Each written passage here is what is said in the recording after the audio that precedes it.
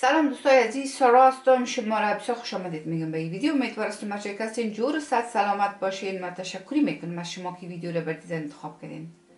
موضوع ویدیو امروز ما در مورد آموزش یک آهنگ بسیار زیبا است وحید صابری می باشه که این ویدیو به انتخاب چندین دوست ما آماده میشه. میریم شروع میکنیم دوستای عزیز.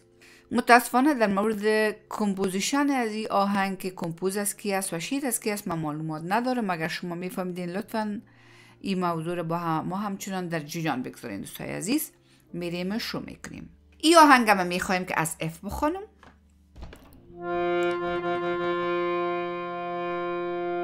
این آهنگ زیبا مربوط سکیل راگ بهروی می باشه و یا فریجن سکیل. اگر ما از اف بخونیم فریجن سکیل ما یا راگ بهروی ما نوت های رقم شکل داره برای پرده های ارمونیا. ری گا ما پا دا نی سا نی دا پا ما گا ری سا. ایش نوت بیرون از سکیل در این آهنگ استفاده نشده. حالا هم را یک انگوش نشان میتونم که شما واضح ببینین. سا ری گا ما پا دا نی سا نی دا پا ما گا ری سا.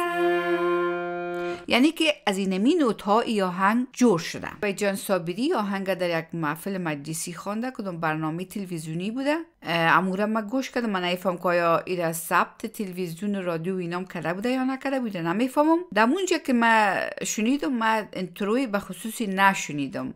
خب ما میتونیم که انترو را یک چیز خود ما بنواسیم.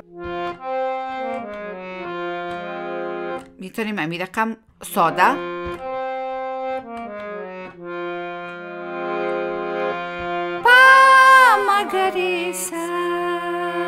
میتونیم کمتر یک چیز بنوازیم.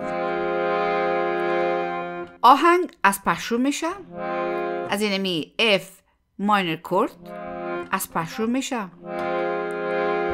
لیلا لیلا لیلا لیلا همیشه لیلا زدی آتش به جانم گل نمیشه. اینمی تمام آهنگ از دوستای عزیز. حالا را یک انگشت کار میکنم. لیلا لیلا لیلا لیلا همیشه لیلا زدی آتش به جانم گل نمیشه لیلا.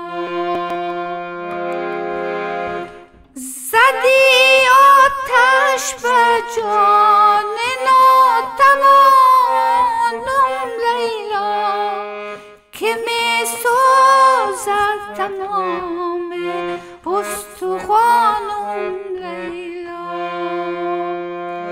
یعنی اون ملودی رو دوبار تکرار میکنن. لیلا لیلا لیلا لیلا همیشه لیلا زدی آتش به جانم گل نمیشه لیلا. زدی آتش به جان ناتوانم لیلا که می سوزد تمام استخوانم لیلا. اینمی تمام آهنگ از دوستای عزیز. انترلود آهنگ از اینمی F ماینر کورد است، اما این ورژن میشه. یعنی چی؟ یعنی که پای ما اینجا میمانه و سا و گای ما در اکتیو بالا انتقال میکنه. یعنی چی رقم میشه؟ این اتر میشه. اتر اینی رقم. شما میتونین از اینجا انترلود بنوازیم.